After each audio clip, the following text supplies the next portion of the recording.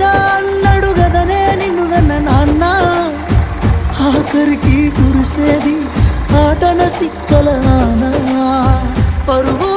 పరువు అంటూ తీస్తిరి గదనే పరుగు పానం పోయినంక మోగేదే డప్పుల దరువు ఉండదనికే హాని